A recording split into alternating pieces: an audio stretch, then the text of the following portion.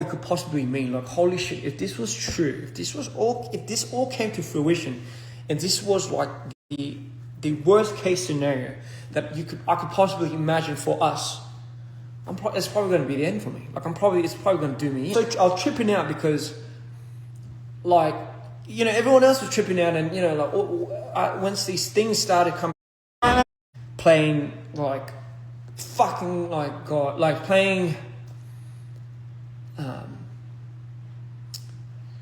just, you know, what he thinks it deserves, how much he thinks somebody deserves in this period of time. In comes, like, the secretary that I told you I brought in. This guy I vouched for ever since I came to Korea, right?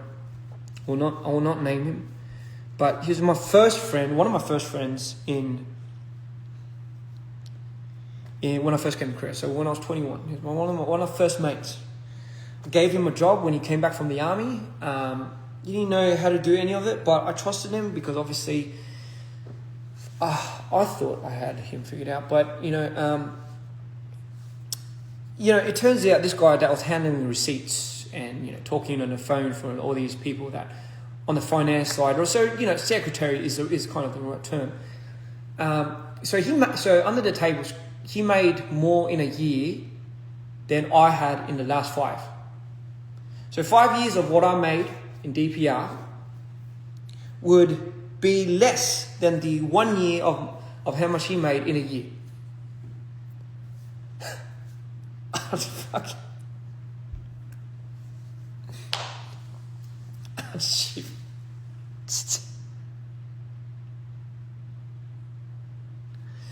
Sorry. So, you know, when I asked why, right? When I fucking asked why, it's like you just needed somebody on your side.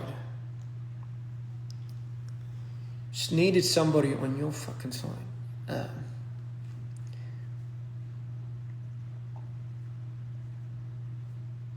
Those instances where I had to borrow money. I remember as I was editing Mitre 2, fucking manicked out. 6 days out of the 7, I just couldn't sleep. I knew this had to be done because if I couldn't finish it, you know, I didn't want to leave my fans, and certainly number one, I didn't want to give the impression to our fans that, you know, something was fucking bubbling to this point. So I just kept pushing on, closed my eyes, just kept pushing on. And then, you know, Scott would be calling me in the background and he'd be like, you know what, fuck. Just all of a sudden he's like, Tubby's leaving. I'm like, what the fuck? That wasn't what we talked about last conversation. He's like, no, Tubby's leaving. In my mind, when I heard that, I'm like, nah, there's no way he said that and he believes it. Because again, at that period of time, there was no real like thing. Like I didn't know what was happening. Like I didn't know what was going on. I just knew the juice of it, and I was like, yeah, let's get to the bottom of it. But we had tour coming up, and I was in the fucking process of making Mitre 2, and I already shot the video and already done all of that, and it was like, okay, I'm sure this guy's bluffing. Like I'm sure Tubin must be bluffing to Scott, because at that period of time, obviously their relationship wasn't fucking flowers and daffodils. He must be lying to him. Otherwise, he would tell me. Like he would tell me that he was leaving first. So, you know, that's when, you know, because obviously I think he told Jeff first. He told Jeff first, and Jeff, I think that's when Jeff got first like, what the fuck is going on? And the reason why I want to give you context about this guy is because of moments like this. If he was anywhere near in on these things, it would have already fucking came to light. Like my mom had found the best lawyers. We already fucking went through this time. But that's not the point. What I'm trying to say is, Mitre 2, Live said he was leaving. I had to finish fucking editing. Scott was on his like fucking on the ground melting, having a panic attack. I was trying to deal with all of this, and I finished it. I somehow finished editing Mitre 2 just 3 hours before the release, and I fucking uploaded it and fucking sent it out to the world. At that period of time, Mitre 2 didn't matter. Like none of it mattered. Like I didn't care about it because nobody else really fucking cared about it. Oh yeah, when it came out, I didn't even know it came out. Because why? The minute it came out, I had to take a plane to Charlotte. And my first mind was like, man, I hope Tarbin's not serious about leaving. Because, you know, I want to talk to him before he really makes up that decision. I want to really engage in this conversation before any of this fucking goes down, because at least that's kind of what I think we should do.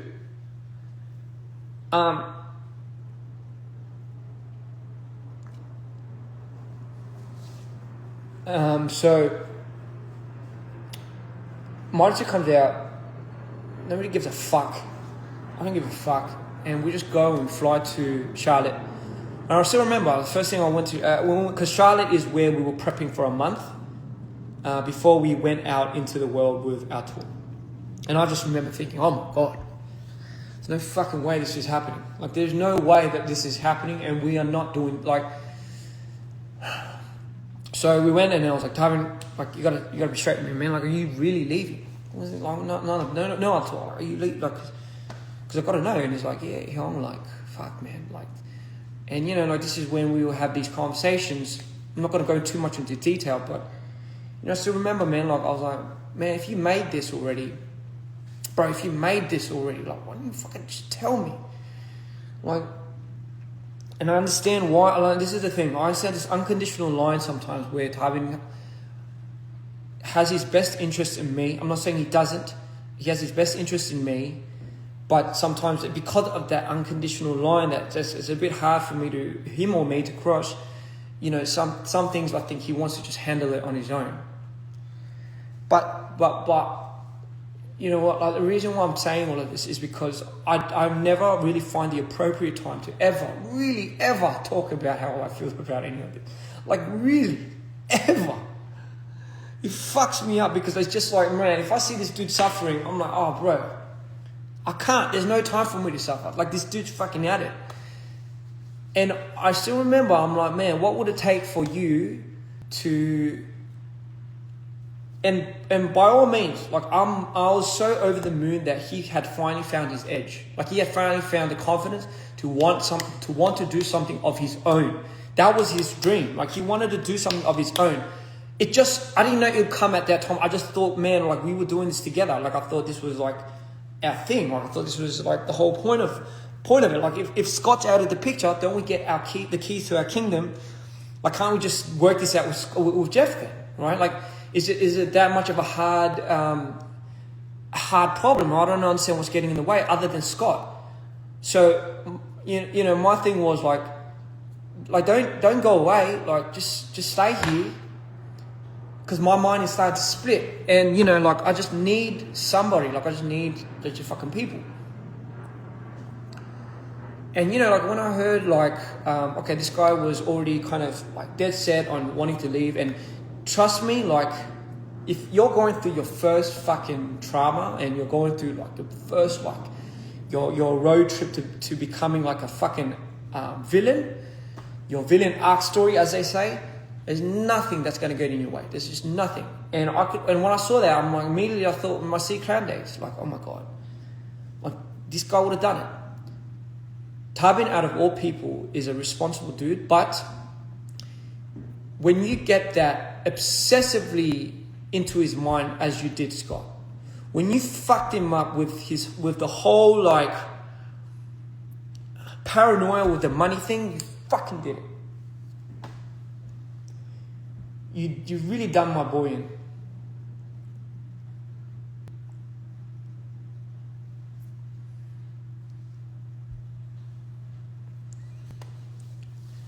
And honestly, like, that's just one of the things that I'll probably never forgive myself for as well.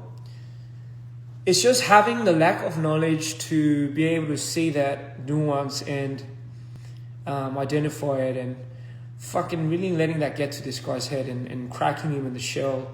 So it's like all his fears, and mind you, it's because he had a hard upbringing. This guy had a really hard upbringing. He had his family, he had his mum, his dad had cancer. Like, he went through the fucking trenches just to be able to be where he is. And trust me, God gave it his all. And you fuck with that, yeah, that would do it to you. So I don't blame him for being the way he is. But at the same time, like, I knew there was no way of getting to him through that anger and through that cloud. I didn't know, the only thing I didn't know was how much my world was breaking into fucking pieces.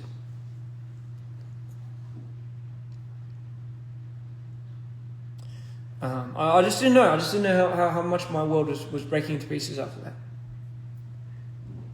I tried convincing Tarbin to stay. I was like, listen, man, like you could do your own thing, but let's just stick together first, and then let's like figure out a way to do your own thing. But I knew, man, like, and trust me, I relate to this, and I understand.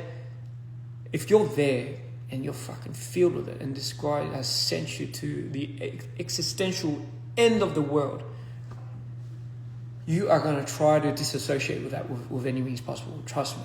Take it from me. So I knew I wanted to be there for him, but at the same time, when I looked down, I was falling apart.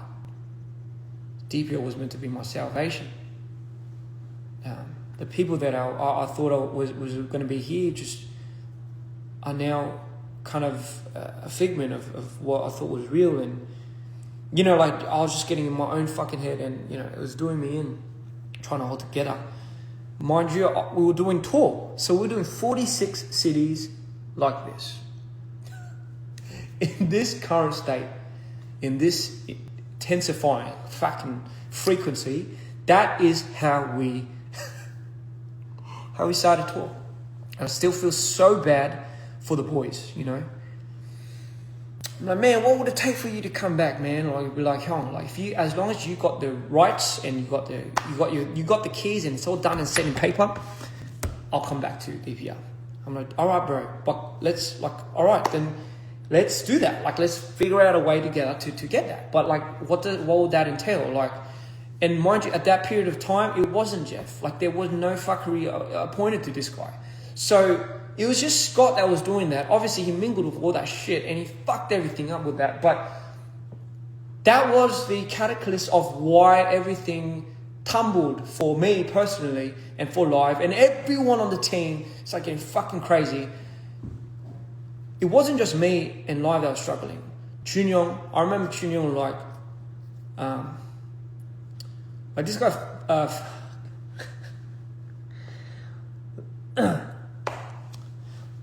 like this guy goes out of the way for everyone while doing it on the the minimal amount of money that he makes. And I still remember like when he finally made the money to buy his friends like a meal. I think that was the first time I saw him like tear up. And stuff like that just fucking breaks my heart, but it also like hits a side of me where it just fuels this fucking fury. And it was like a side of me which I never decided and I never wanted to bring back up again, but it was creeping up on me ever since C-Clown. It started locking up, but the doors and the keys and the chains were starting to fucking unlock and break. And no longer could I put anyone in front of that door to mark opening ever. So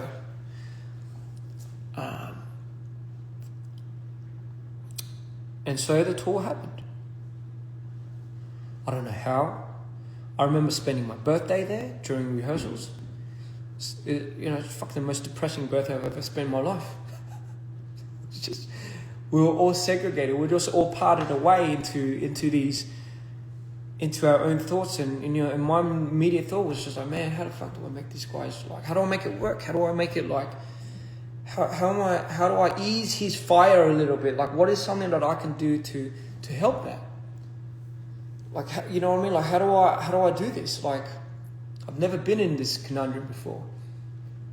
And then we started doing these shows, and the deal was like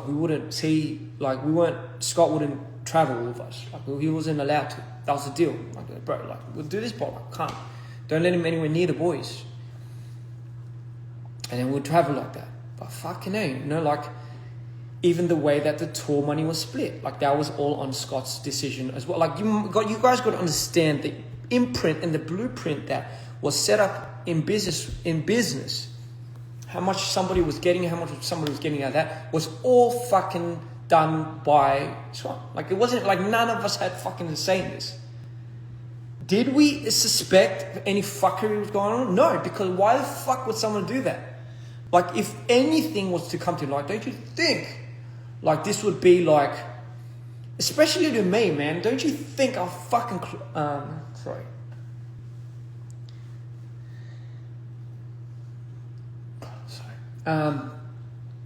The reason why I just got to prevent myself going up from these is because I'm on like, I'm on a bit of a, like, I'm really careful of me tripping out.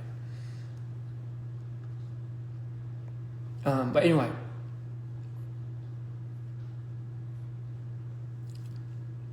tour happened, and you could imagine it's every fucking thing, every worst nightmare.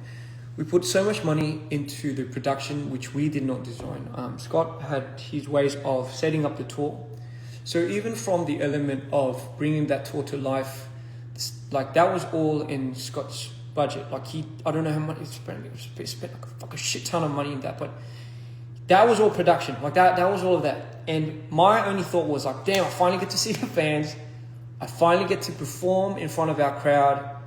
And, you know, like that was the last of my thoughts. Like, that, you got to understand that was meant to be what I was excited for, like, bringing Mitre to life, being able to see the fans that I finally reached was like something that was so important to me. But the fact that the matter of the fact was, like, it just, like, that was like, I couldn't even process that.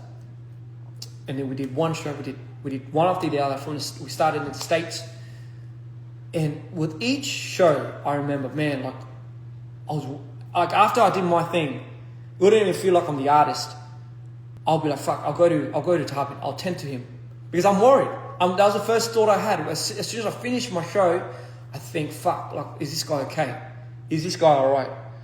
And you saw, I mean, I'm sure you've seen his documentaries and stuff, but like, he's like, those moments where you see in the green rooms where he's having a hub, that's all real. Like, that was like pretty much most of the fucking shows we did. So there was no time for me to process how I felt about any of this. But I knew, but you guys got to understand, I knew there was like a big part of me that I wasn't addressing, and that was like, yo, I thought this was meant to be your salvation, man. I thought this was meant to save you, not kill you. And that one thought was a thought that drove me into oblivion. It was like after the 10th show, I think, I started cracking. I started cracking because why? There was no support. Tarbin was smart enough. He found Hyunsu. Like, he found that guy to go with him on tour. I'm not used to that. Like, I don't know what managers are. I don't know. I've never had it. So there was no real support system for our artist structure. And this is one thing I realized during that period. I was like, damn. So this is what we need. We need more support for our artists. It was such a unusual. But here's the reason. Being an artist myself, I think that's what I can kind of now understand is what is needed. I kind of always thought maybe I was the support for live, but now not being able to differentiate that and really kind of split that off. I never really took it in a way where, do I need that? And I was like, fuck, I do. Like, I really do, because we didn't even spend any money for hair and makeup, you know, and to some artists that's cool, because for me that was like the whole stick. It was the whole like conceptual makeup. So fucking hell, I would be doing my makeup for the first 2 continents. Like, I don't know. I'll watch YouTube. I'll learn, and those were the moments where I'd start crying, just in the mirror, just because live went up first and I went up second. I still remember when live went up, because everyone was really worried about live. Everyone would go with him, and I'll just be by myself in the green room, and this would be at every show. And I just remember, like, man, these are quiet times. These are maybe the moments that I needed the most.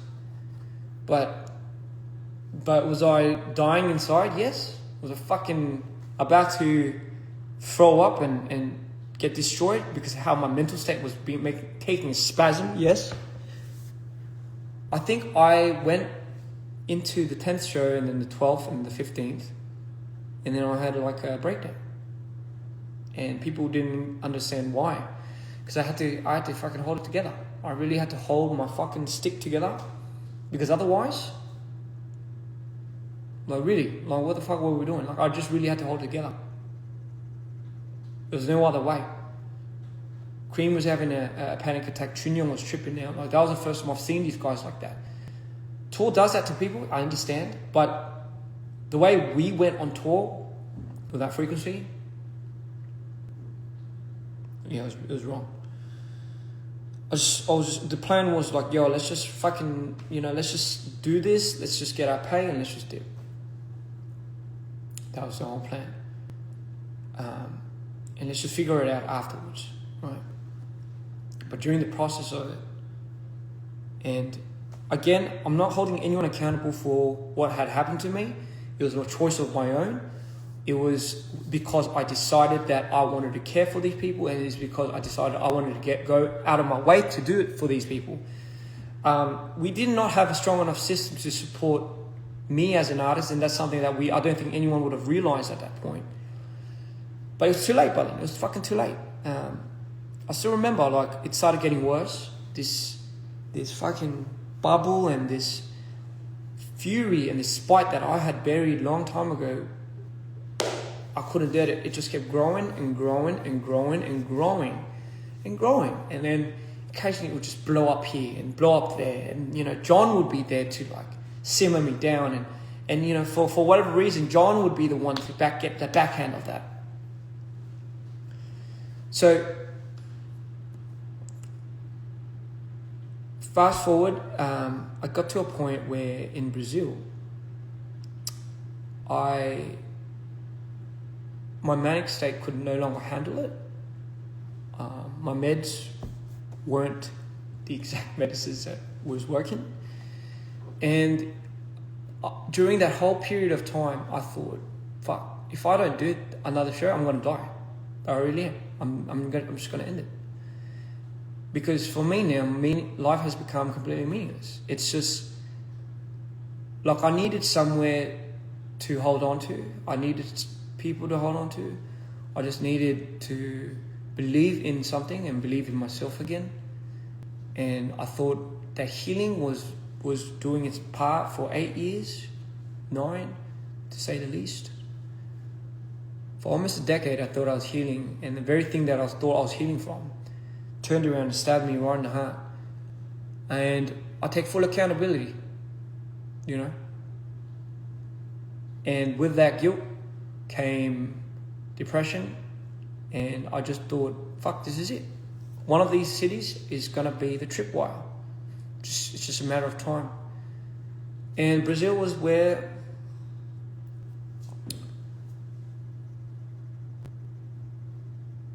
I made my first attempt at killing myself. And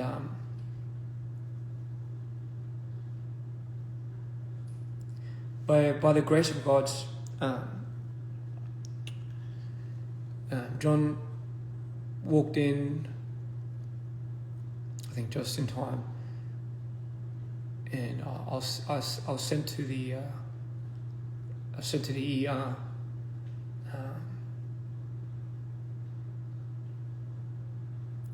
You guys gotta understand the reason why John goes at people on Twitter, on X, sorry, the way he does when somebody says something from me, is because he was the only person that was there to see what I was going through. The only dude that fucking went traumatic, got the traumatic end of it, and still stuck through. None of the other boys, none of the other fellas were there to see that. And again, that's not to say it's on you. It's not to say that everyone was a victim. Everyone was going through it.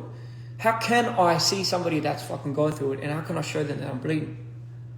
But at the same time, my mind, you got to understand, this is why context is important. This is where I was coming from. I thought this is the end, and it just happened. I was like, fuck, can't take it anymore. I was like, fuck, here you go.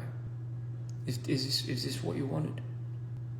And then, yeah, Brazil would be the first attempt. And I'll come close to it. Still wouldn't give a shit. And, because honestly, like, there's nothing I've There's nothing more to lose in life, really. And I thought about my mum, even called a few of my parents, some of my friends. But when you're that fucking gone, you just, and you black out. I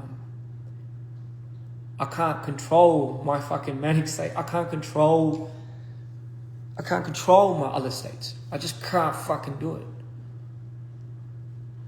And I know this is why it gets so fucking tricky with the whole DRD thing. But guess what? Fucking went to the hospital, stitched me up really good. Lost a lot of blood, but was a bit sick, couldn't walk properly. They told me that I needed to recover, but we had our show the next day. And nobody knew about this except Jeff, Rami at the time, thank God she was there, and John, and our security guard, our bodyguard. I told everyone, nobody has to know. Nobody needs to know this. Because everyone's fucked up in their own minds. Like, what the fuck would this do? So, I'm sure our fans noticed it back then. It's not like it was it's not like I could hide it. But I did.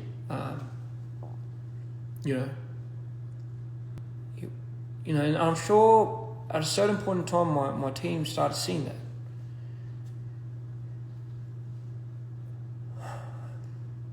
Started seeing more than one, and over the next period of time, it would develop into like a series of how do I distract myself, how do I find ways to live another day, how do I fucking just go through this,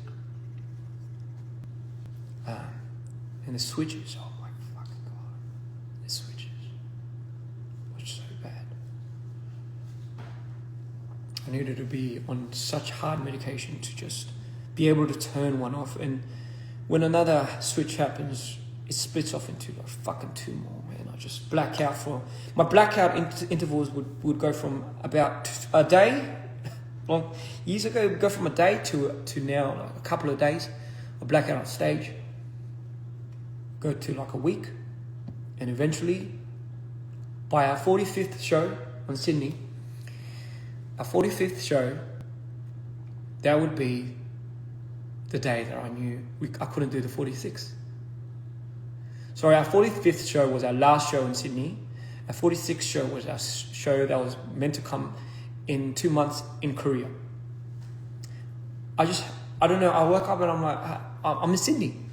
How the fuck did I do 45 shows? And I opened my eyes and like, we've got to do one more. And I still remember. I told everybody at that time, I was like, I can't do this. Like, so rarely do you see me say, go back on a plan or go back on something that we were meant to do. So rare. But I knew if I did this show, like I knew at the state that I was at, if I went through this show, I would, I don't know when I'd come back. And if I didn't come back,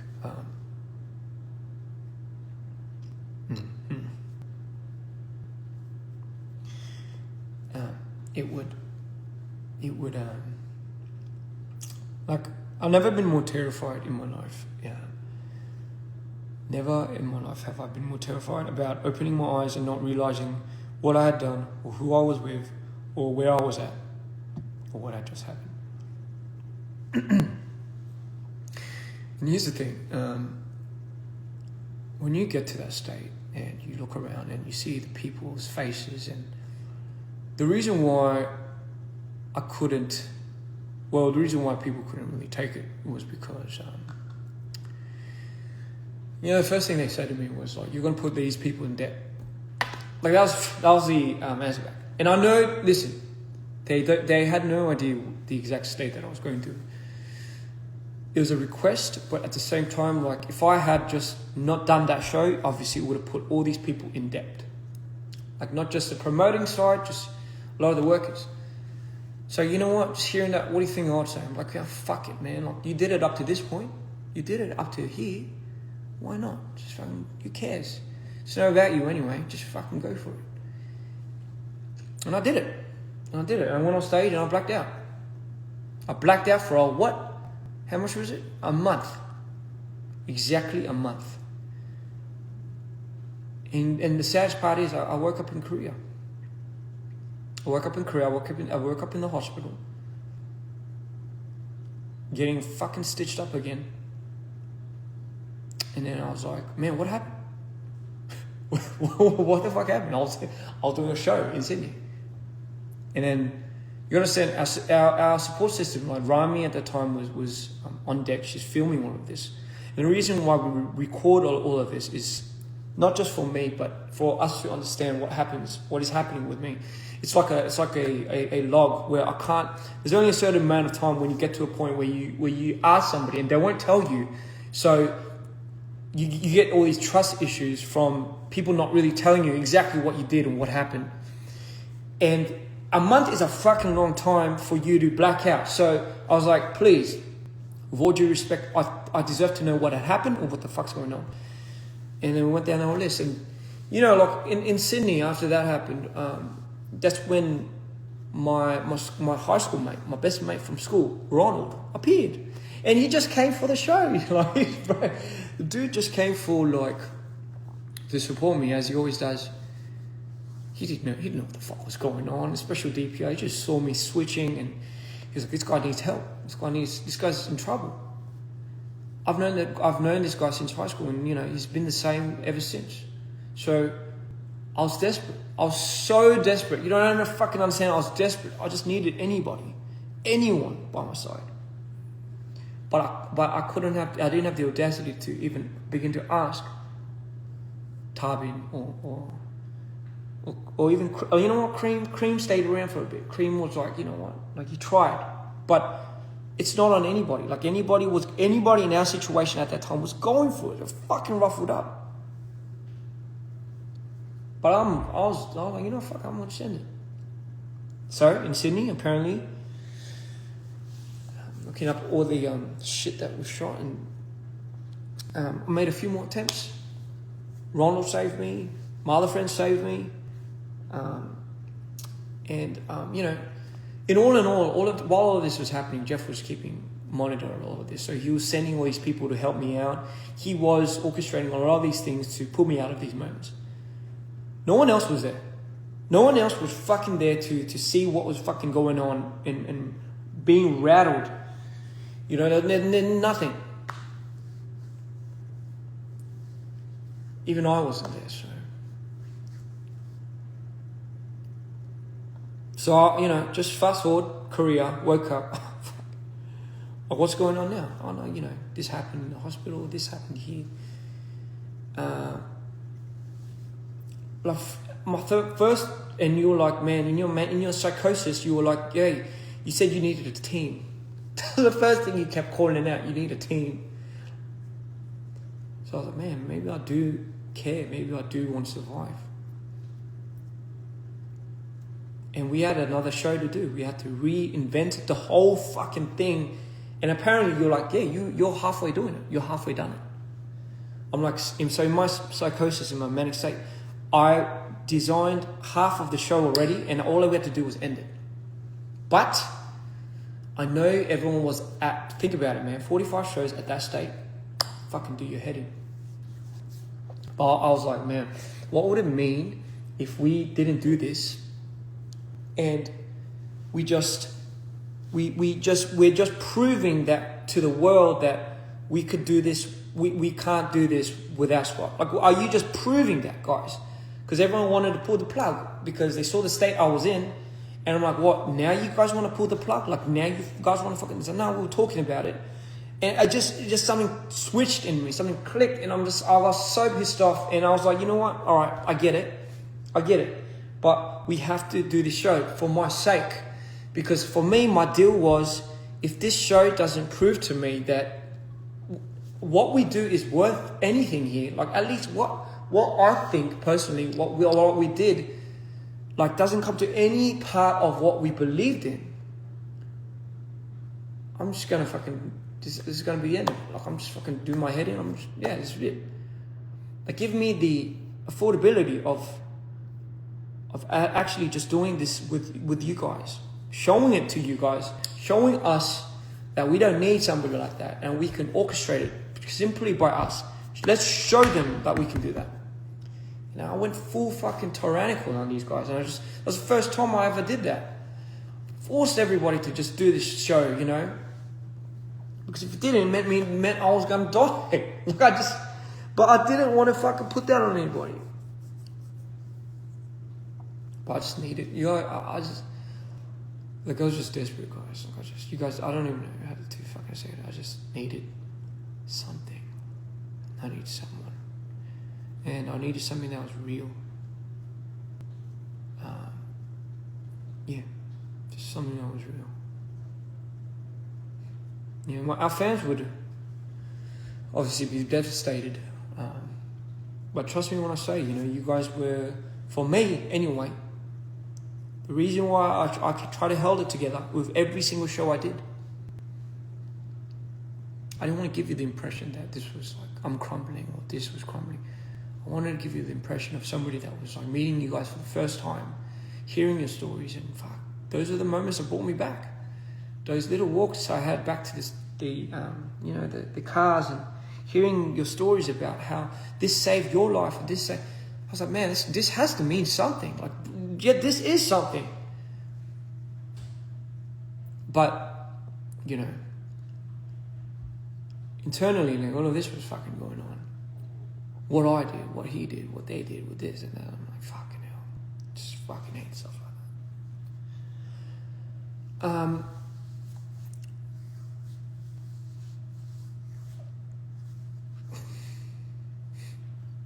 So I think a lot of people are missing the point.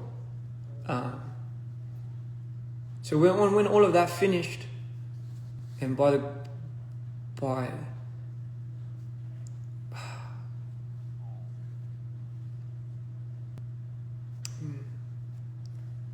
thankfully it was a show that, you know, would save my life. Nope. And you gotta understand, like, it was not even the show, it was not because of the outcome of the show or whatever. It was when I went back and, you know, I wasn't gonna go to the after party, I was just gonna end it there. You know what, this is it. I finished it. I did my job. I'm not good anymore. I'm going. And for some reason I felt like I had to go to the after party, and that's when I saw everybody celebrating and everybody like crying and you know, feeling like they've overcome something so big that it was so inspiring, and I was so in awe when I was seeing this, and I was like, wow, so this is what it was. Like, this was the energy. Like, this is why it was so important for us to do this. Like, this is why it was so important. It was so necessary, sorry. And that's what I took from it. And then I met, and from the darkest era of my life, where I thought there was no coming back, where my idea and image of people were just so vaguely just distorted, I started meeting these people that I had in my life back in my time. You know, some of which you might know, you know, like Ryu, Jono, Josh. Like, first it was Ryu and his wife Sarah. And you know, like, that's when I truly believed there was a God, because how could there not be? Like, if we're suffering like this, if I'm suffering and I'm not even allowed to acknowledge my suffering, like, what good is it? Like, what is the good that really comes from it? The good that comes from my heart. What does it all fucking mean at the end of the day? And you know, like, these guys that I met during that journey just helped pull me together. I don't know what it was. It wasn't even anything that they said. It was just something that they just brought with them. And just like that, I just went back to LA.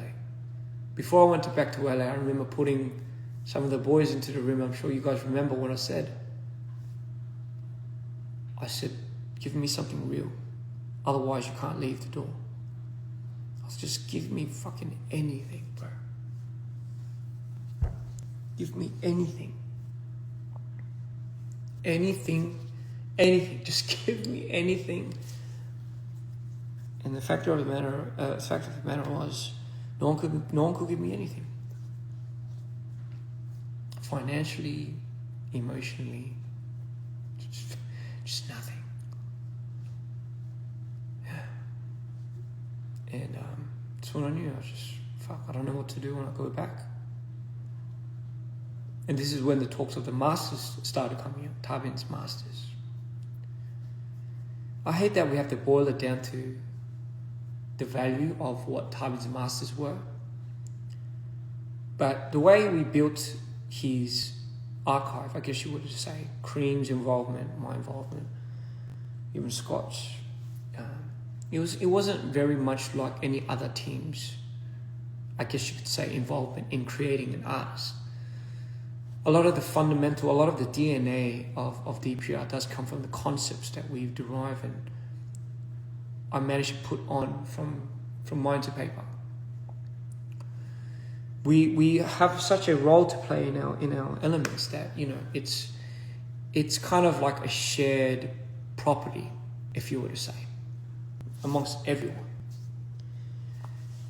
We missed a lot of the payments. I'm just speaking specifically, I'll speak for myself. I missed a lot of the payments. I never really got a cut of anything. So I'm just going to speak financially from now, like from this point. The only thing that we could equate value to, that I could equate value to, of what I was ever doing, was in DPR Life, as much as I hate to say it. Not just me, Cream, Chunyong, but like when we heard that, you were gonna you got up and left for the best reasons for yourself, obviously, and we support that. Like it's not something that it's not like a difficult thing for us to grasp why you needed that for yourself. But like just what we had done and what Scott disallocated that with was like hearing that he had still full masters, like he was signed over the shares, was like was just insane. Like I wasn't even in the conversation when this happened, and you see what it does to me. Like you see where this fucking. It's not about me having anything now. This is the point that everyone's missing. I couldn't give a shit less. I really couldn't care less about his masters now. I really don't give a fuck. Just make sure we give it out to the people that deserve it here. And I'll say it on this live, but I don't even need to get a cut out of that. Let's just make sure we distribute it to at least Cream or even Junior. At least the people that did something. So then we know whatever we did, at least in the past, and whatever we decide to do in the future going forward, at least they have a part of something that they thought was real and it's just not completely destructed. Just that much, right? Yeah, just that much. When I heard like